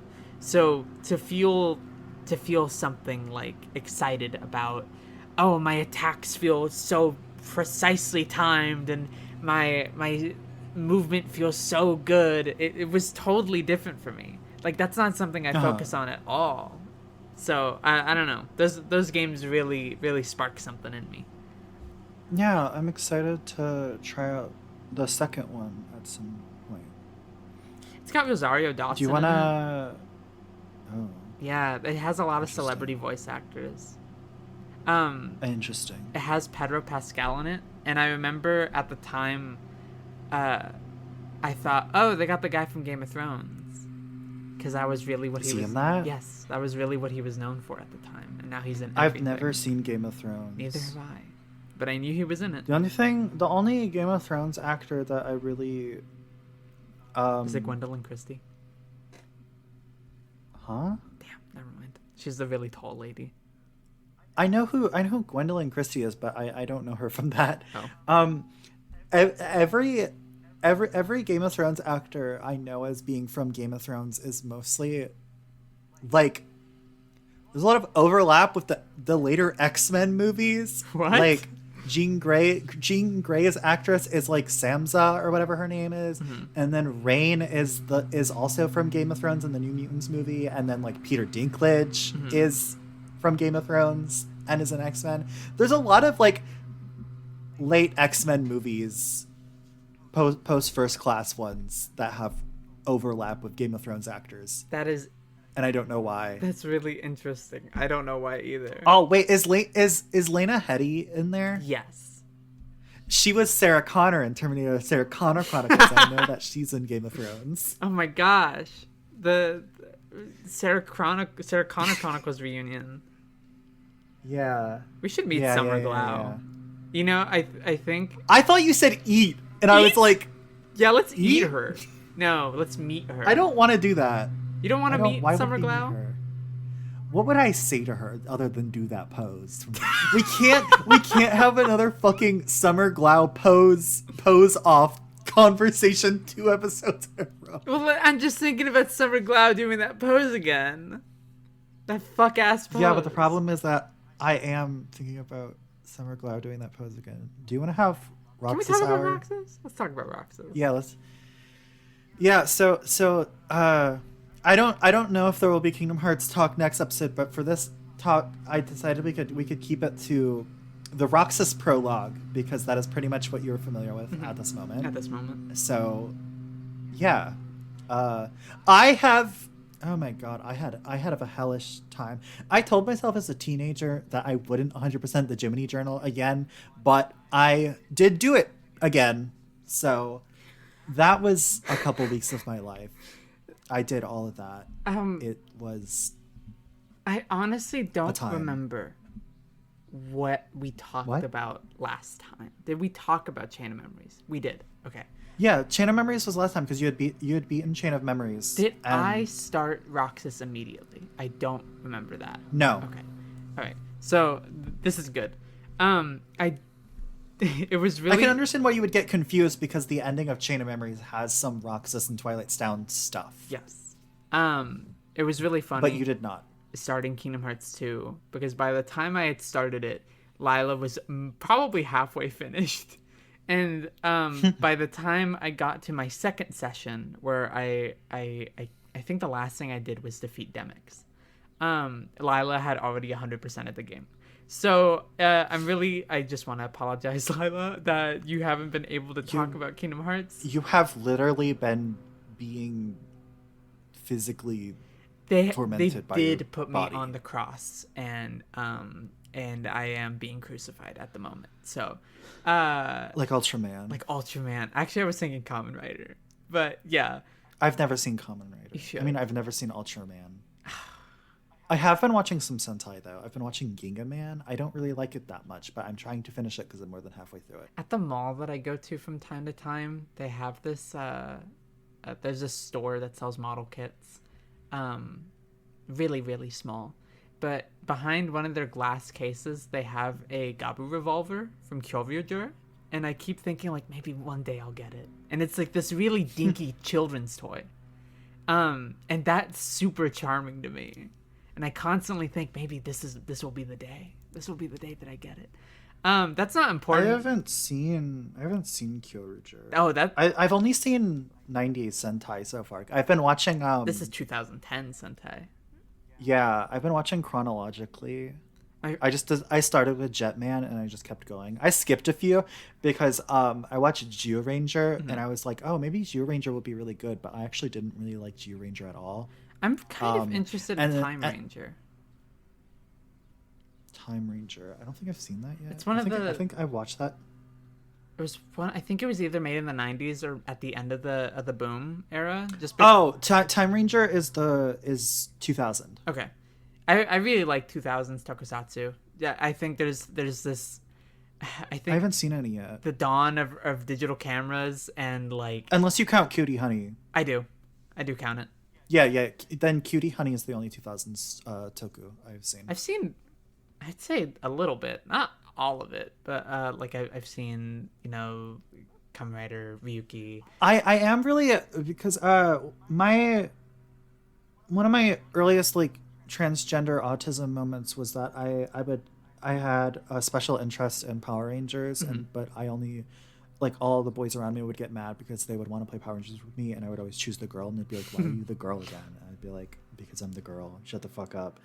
That's awesome. But I am really interested in watching because like my favorites as a kid were SPD, Ninja Storm, and Mystic Force. So I'm really interested in watching like Magi Ranger and Deca Ranger, Hurricaneger, and Deca Ranger. I'm interested in those and like that era. Yeah, I know the one that was the one that got turned into Dino Thunder is like really really popular. Yeah, Abba Ranger. Or at least people talk about Abba Ranger like it is like the fucking Bible of Sentai. Everybody talks about the dinosaur Sentais as if they're the Bible. So Zyuranger, Kyoryuger. I guess that makes sense. Abba Ranger. It's interesting because I really don't like Zyuranger. I like something about it just did not. My favorites. My favorite actually right now is Mega Ranger, which is the one that got turned into it's like Cyber Chase. No, time space. It's okay. The Power Rangers version is in space, but the Sentai version is in cyberspace, and like the last 10 to 15 episodes of Mega Ranger are some of the best Sentai I've ever seen. Like it starts off like really silly and kind of funny, but then it pivots to being to some of the most emotionally potent tokusatsu I've seen thus far. I love that. Which, to be fair, is not a whole lot, but the point is that I really like Mega Ranger, and we should pivot back to Kingdom Hearts. We should. How does this happen every time where we start talking about something and immediately pivot? That's I don't know, but that's a genuine. Tell me your thoughts on the Roxas prologue. Starting Kingdom Hearts 2. I will add that the Roxas prologue is the first time I ever cried to a game as a kid. You don't cry at games a lot, so that's really surprising to hear. I've been becoming a little bit more of a crier. Our 4 subscribers, but that 5th subscriber who's listening right now, I am a huge crybaby. When I was playing Kirby Planet Robobot, remember when we were talking about that? I never got to. I cried at the end. There's this big boss fight, and you're fighting the big enemy, Star Dream, on the halberd, and I was getting a little weepy. I was like, oh. And then the ending did a Gunbuster reference, so then I was like, oh, and then I cried. Anyway, I'm very weepy. I get emotionally attached very quick. So with Kingdom Hearts 2, which is a game that I know very, very little about, I think the only thing I knew from osmosis is what's the actual line that he says when Sora comes out? What the ending of the Roxas prologue? I always misquote like my it. summer. Yeah, you always misquote it as like, looks like my summer vacation has come to an end. I don't know why I do that. It's interesting because like I told you that I just don't think that Roxas would say come to an end, and then I think you got it when you got to the scene where he goes, Shut up! Yeah. That was the only thing I knew. The only thing. And I didn't even know what the context of that scene was. So playing Kingdom Hearts 2 for the first time, I kind of knew to expect Roxas. And I got really attached almost immediately. Roxas is a really interesting character to me as this kid who is such a total opposite of Sora. Sora is confident, headstrong, a little stupid, and unflinching, you know? And Roxas being kind of more quiet, more sensitive, was really kind of a shock as someone that knows that Roxas is kind of his alter, but not really. So getting close to Roxas and getting closer to... I went into Kingdom Hearts 2 with the excitement of the mystery being solved. Diz and Ansem are like really big focuses on my mind. And the more I would hear Diz talk in the Roxas cutscenes, the more I would see of Ansem and the secret room and the everything, the more worried I would get, because the closer, like the days tick down, and I knew that the more answers I wanted meant the closer that Roxas was to death, and that was really harrowing. Death? You know, relative death. He's in there. I know he's in there, but he's not fronting right now. So having Roxas, like, I didn't even know that Twilight Town was a digital world until until, you know, it got to that point. And that was really upsetting to me. Well, that's the same. Digital Twilight Town is a digital world. Yeah, it's a simulated. Normal Twilight Town is normal. Normal Twilight Town is normal, but when you play as Roxas, it's like that simulant. It's that simulation. Yeah, I like that they have different music. I like that too. That's a really good detail to me. I'm trying. It's been like 2-3 weeks since I played that section. Yeah. And the biggest things on my head are. So Kingdom Hearts is a series that focuses a lot on trios. You brought this up in one of our discussions. Yeah. I was just thinking it, and I was like, should I bring it up? It's a series that's focused on trios, and what's really interesting is Kingdom Hearts 2 launches you as the fourth member of a trio that already exists. Yeah. So you already kind of subconsciously feel that Roxas is the odd one out. Yeah, because Hayner, Pence, and Olette are just so in there. They're so in there, and they feel so closely tied. It kind of feels like Roxas is almost like an exchange student. And I guess it helps that for you playing Rechain of Memories first, you get that cutscene of like him and Axel like watching Hayner, Pence, and Olette go by. Yeah. And that might have been different if you had, because that scene isn't in Chain of Memories. Yeah, the GBA version. Yeah. You only get the ending cutscene, but the credits scenes in both stories are new. I like that Roxas's big struggle in that opening is being torn between these worlds, and I think that puts him in parody a lot with Kairi, actually. But I like that Roxas needs to be Sora's memories. Like, Diz needs him to be Sora's memories. Axel needs Roxas to be his best friend, and Roxas just wants to live his life. And Yeah. like that's his trio. His trio is being ripped apart, and I love that. Um, I mean, he has another trio. I know he has another You're trio, not but there I yet. haven't met them yet. I haven't played Days. I don't know what a sea salt is. Actually, I do. Also, I'm not sure that that dichotomy would work because I think if you're putting Diz and Axel, Nominee would be forced to be there too. I consider Nominee to be with Diz, like in Oh, Diz's section. interesting. Like I'm not considering the characters as the trio. I'm considering what parts of the world they represent as. So you have the I see. Roxas is being torn between the organization, Sora, and the simulated Twilight Town. Gotcha. I understand what you mean now. Sorry. No, you're totally fine. Oh man, all of my thoughts are gonna be so jumbled, and there's gonna be no order to this. That's okay. I really love Roxas's relationship with Namine. It really, Yeah, they're really good. they're really really good, and I like that they can instantly sort of relate to each other as, you know, these parts of these other characters, these alters, I guess, of these other characters. Yeah, they're also both uh they're the most untraditional Nobodies nobodies that we see, at least. for the moment. They're yeah, cuz like everyone else is like pretty firmly like, obviously you don't know this yet fully, but all the other nobodies we know look identical to the person that they take after. Yeah, And Roxas and Nominee are like different. yeah.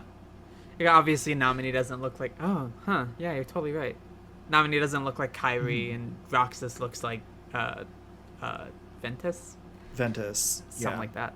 I think that's fun. yeah, They're also Ventus. both blonde. Now that I think about it, huh? Yeah, different kinds of blonde, But like blonde. Nominee is more of a platinum girly. I still really like their relationship because I think Nominee is able to instantly see why Roxas is uncomfortable. And it's like the closest relationship he has, and that's kind of They're heartbreaking. also the way that they're tied from, because they share the exact same inception point. Yeah, They're like in in that like scene that we get in Kingdom Hearts 1 of like Sora turning into a Heartless, and then like Kyrie bringing back Sora to life. That is what birthed both Nominee and Roxas at the same time. mm-hmm. And So they're entwined in that way. they feel really connected, and I hope they get to see each other again because that was like the relationship I was most in tune with. They'll never meet. I don't know that. I know, I'm just envy. You're being cruel and villainous and evil. Yeah, I'm being villainous. And I really like that. Another thing, Namine, her room, I really loved exploring. Yes, I love how it harkens back to the cave. That Yeah. has like Disney Castle in it in Kingdom Hearts 1. But it's like a lot more like it's kind of an expanded upon concept of being like, here are all these like actual moments from someone who like can see all these memories. It was more than that, I thought. But I spent a lot of time in that room just looking at the drawings because I'm insane. Yeah. And it was really cool seeing the not just moments that we had played through before, like, oh, here's underneath Twilight Town, etc. There were new stuff, like, oh, there's the spiral staircase from the opening of Kingdom Hearts 2, and the one that caught my eye that I'm still thinking about is the recompleted Hollow Bastion, and I really love that. And when I was looking at that drawing, I was like, why is it completed? Like, what happened here? And that being a lead into the restoration of Hollow Bastion is really cool to me. Yeah, because that's the first world you go to once you leave Twilight Town is Sora. So something I do whenever Lila and I call, and generally we're calling with like our friends, and while she was playing Kingdom Hearts anyway, is I'll listen very closely for the music and then be like, hey, are you in that world? Just to piss her off. And one of the first songs that I heard was Hollow Bastion, and I was like, Hollow Bastion's in Kingdom Hearts 2? I didn't know that was a place we would ever return to. Uh-huh. So I wanted to catch her off guard and be like, haha, I know you're at the end, just because I assumed Hollow Bastion would be at the end again. It's not. It was such a fun Yeah, shock. that's my power play. Yeah, unfortunately, I Lila thought knows about me it very actually. well. I was like huh, the Hollow Bastion music. I like kind of like perfectly like I was like, I'm gonna leave it at this volume. Maybe she'll hear it and she'll go, huh? And then she'll be confused, and she was. Lila does this all the time with Kingdom Hearts. It pisses me off that It's so fun though. It's fun to like I don't know because it's like you know it's so exactly rare what that will I get interest me. to yes, and I it's so rare that I get to kind of like play with somebody's expectations in this way Hmm. because you just like there's I didn't realize at first how little you actually knew about the grand scheme of things, and so I was just like it's just fun to like plant The questions things that I and do know are bizarre. Like I know that yeah, in my head it's not Zexion, it's Yenzo. I you know keep calling him Enzo, I and know it's it's funny. it's to me he's a Yenzo. I think that's his like oh, he's like Ansem the Wise's assistant, I found out in a report. That's really interesting to me. Yeah. I didn't know that. Yeah, because you have the first couple of reports, the one that revealed that the old reports are mostly written by Like Seeker of Secret of Darkness Darkness, which is rather crazy to than me. the That's so rather than cool. Ansem the Like Wise. imagine there's so much weird like DID alter shit. And it is sort of the feeling of like you haven't fronted for a while. And you're like looking at what's going on here, like what's changed. And so that kind of element is Yeah, really this exciting to isn't. me. That's been interesting to hear about because that's just not an experience that I really have any experience with. So to me, it's kind of just like, oh yeah, they're like alter egos or whatever. To me, I mean that's probably the intent, but to me it feels a lot more like what I know Well, I of mean, DID. if it resonates away, it resonates away. It's Hmm. just how art is. It is. Yeah, everyone will have their different interpretations, but that's whenever I see it in games, or whenever something resonates like that, I'll probably point it out. So like, Yeah, I like hearing about experiences that are different than mine, so just because it's like it can illuminate art in an interesting way. it was so it all of that stuff is so interesting. Like everyone has these weird identity issues, and well, specifically Sora and Ansem, and them being these two sides of this coin are forever gonna be super fun for me. Um, Yeah. like Ansem Seeker of Darkness, I think is my favorite character still, and Uh huh. it's been That's interesting. really exciting to me, and I will get back to Roxas eventually. But during that Roxas prologue, Ansem Seeker of Darkness is the character besides Naminé that probably has the most empathy for Roxas. And that's Uh crazy. huh. You'll get these scenes of Ansem talking to Diz, and he's like keeping all of Roxas's belongings when he's told to, destroy them. And he's watching Roxas intently, and I don't know why just yet, but it's kind of sweet to me that he seems to care about Roxas in this way. Um, and I love that about him, and I love that God, I can't wait till you have the ability to play more of this game. I love that Roxas's internality is sort of respected by people too. Like Namine and Ansem respect it in Uh a huh. different way than Axel does. One of the things that we're told across Kingdom Hearts Chain of Memories and 2 so far is that nobody's play at having emotions. It is simply a role Yeah. that they inhabit. It is nothing. And I think that's It's total so interesting because it just it makes me. You were gonna say it's total bullshit, right? I was gonna say horseshit, but it's total horseshit. Um, Yeah, no, I think that's such an interesting facet of the nobodies that have more like obviously there's the nobodies that are just like the common monsters that you fight, mhm. but the ones that have like identities, so to speak, are interesting to me because it's like I think like on some level, being able to remember your humanity grants you humanity, Mm-hmm. because I think existing with the reflection of what it was like to have a heart, I think still to be an aching, like to ache and to long for something, it is something that implies real feelings. Yeah. And the way that it's almost like there's just like there's like nobody bigotry. No, absolutely. That's exactly what I feel. When Yen Sid, this wise old master says, "By the way, nobodies are just playing at being people."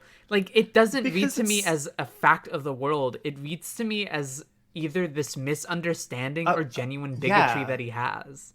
And because Yen Sid is yeah. so respected, everyone just accepts it. And like part of that is like channeled through the fact that like through certain characters' perspectives, like Sora doesn't like like Sora has obviously met Naminé, but he doesn't consciously remember Naminé. Yeah. And the only people who are nobodies that Are he's villains? meeting are villains. And so it's like I guess you can get this impression that it's like okay, not nobodies are these like evil conniving people trying to seek this thing to fill their void. Mm-hmm. But then it's like you get characters like Roxas and Naminé who that isn't their goal. Yeah. And you have to like I don't know, I think it's interesting as like a thought challenge. Like I would love to see like a lot of these characters it might be like beyond the scope of Kingdom Hearts as a series to really get into it, but I think they could if they wanted to, like really get into the fact that like I think nobodies do have some level of emotion. I feel like is that not what Kingdom Hearts 2 is going for? There's this really wonderful scene in that I focus a lot on this city from one of the first and second secret movies of Kingdom Hearts Final Mix.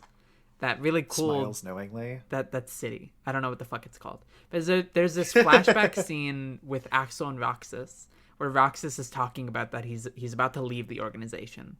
And Roxas goes, "No one will miss me anyway." And Axel just sort of looks hurt, like genuinely hurt, and says, "I'll miss you." And Yeah, and I feel like that that's not true. that clues into I me would. that these people have feelings far more than they will let on to themselves and that other people know about.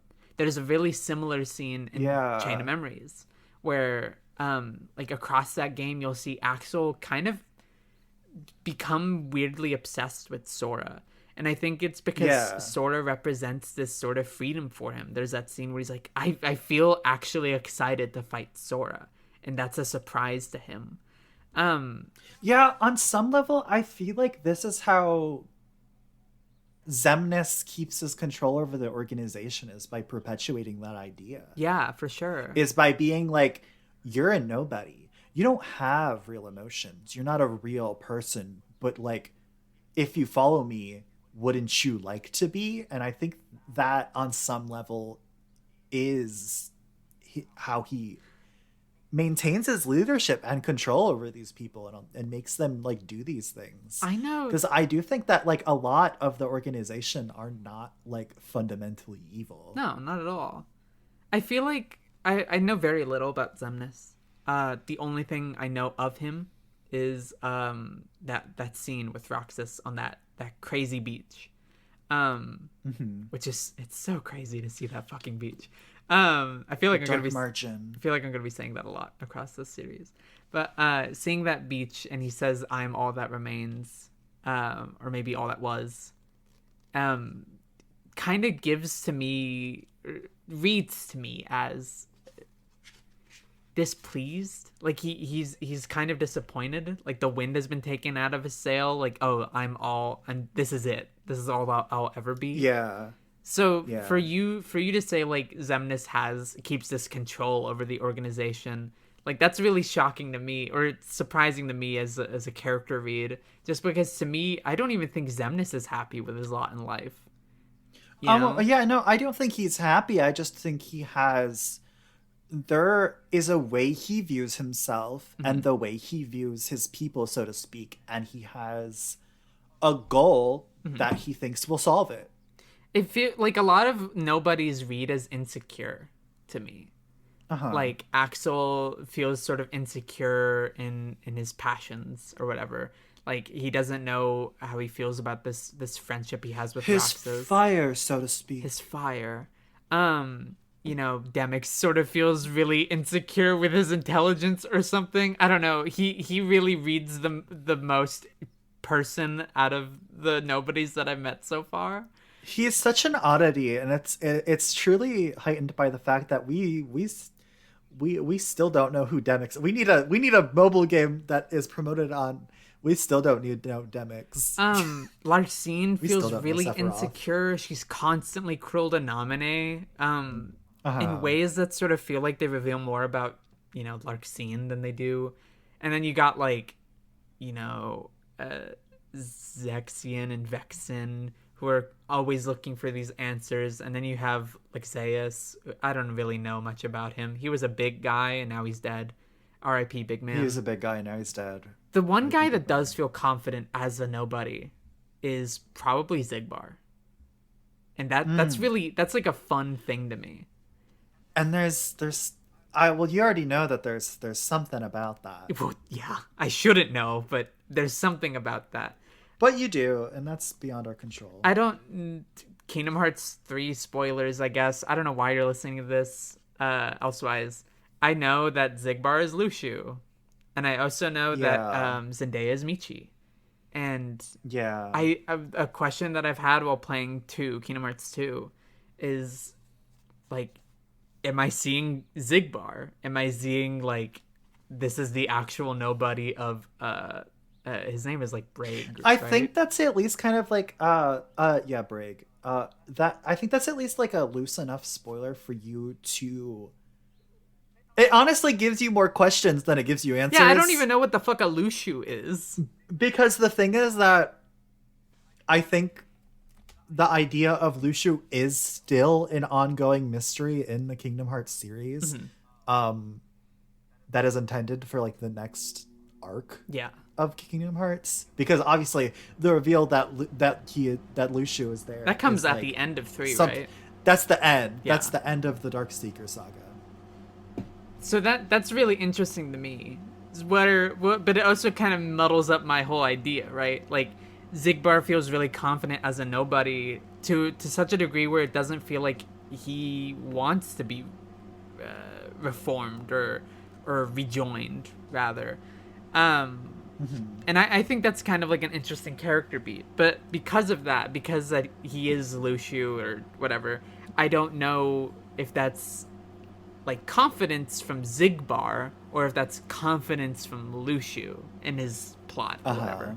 But it don't matter because I haven't gotten to that point yet, and I hardly know Zigbar even. I haven't seen his face. It's true. Um, You have it. but these nobodies are fascinating to me, and like the Mm-hmm. nobodies and the heartless are super cool. Like probably some of the, you know, honestly, as I get through these games, I'm gonna be real with you. I think people totally mischaracterize Kingdom Hearts as being overcomplicated because all of this makes sense to me. Yeah, I think it is more just like I don't know, like looking at how I played the games as a kid, it's like, okay, if I don't have this console, I'm missing out Yeah. on a specific chapter of the story. And so us being able to like hit every beat consistently and like not have to wait and revisit things and go back and search up YouTube and read wiki articles and like try to piece it together, we are kind of just like experiencing it. Hmm. Um, I do think that characterization of it comes post two, Yeah, that makes sense. Um, because I think I like it. It gets slightly more complicated once you like mix in Birth by Sleep and you mix in the mobile games that still vex me. Um, you mix and in Dream a Drop lot of people say Distance Dream Drop and Distance really ruined the series for them, or at least Chris does. Um, Exposed.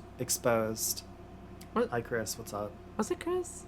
Well, I know someone said that. I'm pretty sure it was Chris. We say their name a whole lot in this episode. They're gonna be at work listening to this episode, and they're gonna be like, huh, They're gonna get huh, jump scared every time. huh. I'm pretty sure that they've stopped listening around when we started talking about movies. Hi, Chris. I love you so much. I love you. Anyway, um, I still think that all of these proper nouns and big concepts are kind of a smokescreen in a way. Like the Yeah, because I mean, there's it's a lot of facets to explore a simple theme. yeah. And when you're looking at Roxas, are you looking at Roxas as this organization member who is Sora's alter ego, other half, um, and you know, tool of Diz and blah blah blah? Or are you looking at him as like this kind of conflicted teen? Like which? I think that's, I think we just like, I think that says a lot about how a lot of people just kind of exacerbate this kind of getting into the weeds Mm-hmm. and losing the grander picture. And I mean, artists do this too, but I think there's a way to view these things where if where you view them I was on a wider scale, or like at least just from like the heart. I was watching this video about God of War 2018 yesterday from a I guy see. called Joseph Anderson. And something that he spent maybe too much time on personally is this question in that game that's brought up. How did Kratos get to the Norse side of mythology? And he's like, I really hope that's answered in the next game because it's really pissing me off that it's not answered. And I think, at some point, you're not going to get answers for any of these questions that you see in games. And I think that's okay. Not to bring it back to a place of Twin Peaks, but Twin Peaks: The Return is like that in a lot of ways that I love. Where if the first two seasons of Twin Peaks are a segment, because it is separated by real time that Yeah. passes in between season 2 and 3, and so it's like there's a lot you don't know about their lives in between then, and there's a lot, and that means that because you weren't there and you're only here for a little bit, you're not gonna know. And I like that about Twin Peaks: The Return, is that it shows that, yeah, a lot has changed with this character in the last 17 years, and you simply are not allowed to know. But here's a little glimpse of it, and I like that. I like not having answers frequently. I don't like I like answers, really. I like wondering. Wondering. I think I like I like the act of wondering and questioning a lot more than I like the feeling of having my questions answered. I think there's something with Kingdom Hearts in specific that has, these sides of players at ends. Because there's a lot to feed the questions, the curiosities, the mind of a player. But I think more often than not, it really does want you to feel. Like it wants you to feel out with your Yeah. heart. Like what is this making? What emotion is this ringing with? Is this resonating with? Um, and I like that I wouldn't call it a balancing act. I do feel like a lot of the questions and stuff are majority distractions. But, the closer or the more answers we get, I guess the more we feel about these characters. But I don't think everything needs to be answered. Honestly, Uh-huh. I feel like that there's a sentiment that I have a lot about horror movies. I really like horror movies. The more answers you give about a monster, the less fun it becomes. Part of Yeah. uh, understanding every facet of a person isn't understanding like every emotion of a person too. Yeah, that's kind of why, like, when I think about like Alien, and then I think about like Prometheus and Covenant, Mhm. I Prometheus and Covenant don't work that well for me because they spend so much time trying to like explain this like evolutionary line of like something that is just like a creature that exists in the world. Yeah. And it's like the xenomorph doesn't need an explanation any more than like humankind does. Yeah. But I mean, I guess that gets into like a lot of weeds because people are really into the idea of knowing where we come from, and I'm simply not. I mean that's what that movie deals with. And I think that movie Prometheus anyway does have something to say. I can get into Prometheus, but I Yeah, won't. but I think But I I know what you Prometheus mean. definitely works more for me than Covenant does, Yeah. because Covenant does just go, here's Michael Fassbender, and he just can't stop producing new creatures. I feel like One day it'll be a xenomorph. to explain everything, you're just not. I almost feel bad for you. Like if you're constantly searching for these answers, because you're never gonna feel satisfied.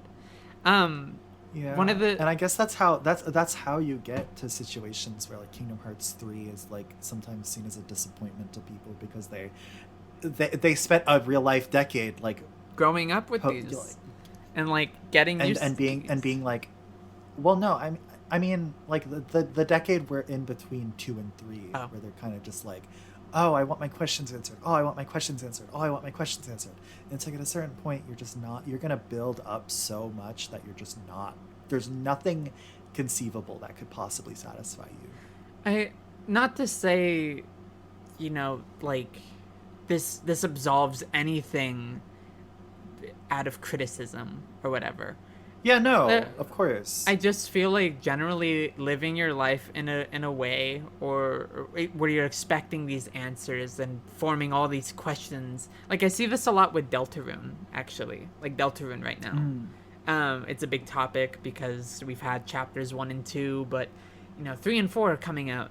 I see, you know, these people my cousin interacts with talk so much about their theories and expectations that I'm genuinely kind of concerned that when they play the game, the game that's actually there, those answers that they had been so attached to, they're not going to be the quote unquote real ones. They're not going to Yeah, they're this is why I don't tap into hype cycles really, because I think, especially for things that like take a while, mm-hmm. um because just sitting there and like reading and writing every article about Silk Song is just going to lead you to a position where it's like your brain is going to get so obsessed with this hypothetical thing that is not like coming to you immediately, Yeah. and then you're going to be disappointed. Like I just know that there's going to be people when Silk Song releases who are going to be like, It oh, took 10 it just years for didn't live this.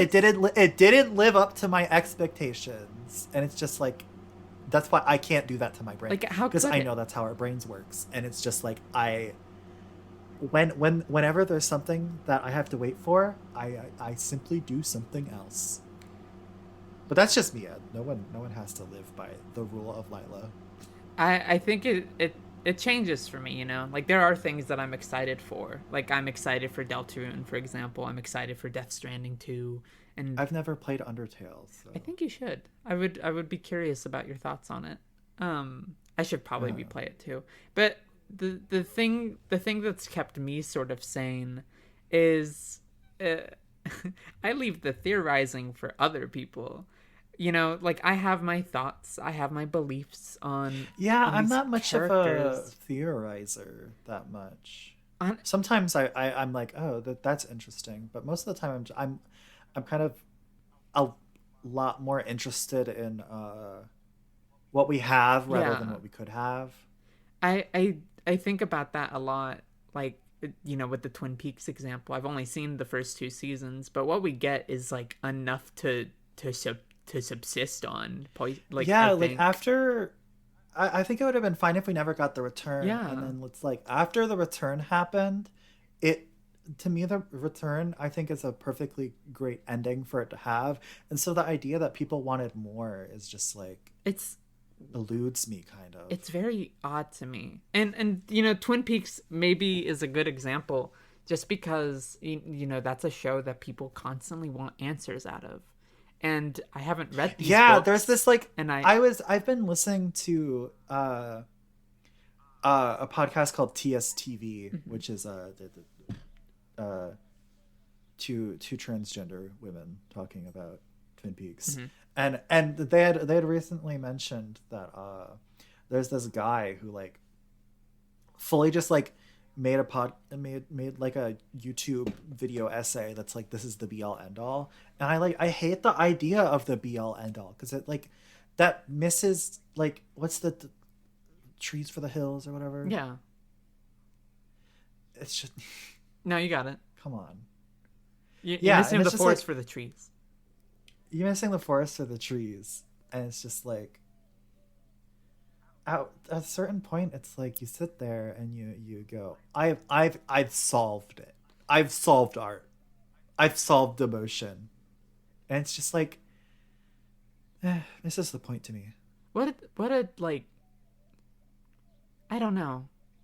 It's taken me a while to become the version of the person that I am, where answers aren't necessary, and what's more important to me is the curiosity. Um, Mhm. but I just see people, because when it comes to interpretations of media, etc., it's never just ending at how you feel about a certain thing of media. Like Uh-huh. that's generally how you live your life. Like what you do is kind of reminiscent of how you are. But it just sort of makes Yeah. me feel sad. It makes me feel sad in a way. Like uh, they're never like, there's a lot of things in my life where like I'm constantly wondering, how did it end up this way, or why did it end up this way, and it eats at me. Like it to a degree, but at some point it just is what it is. Like it is how it is, Yeah. and you just gotta go be curious about the next thing.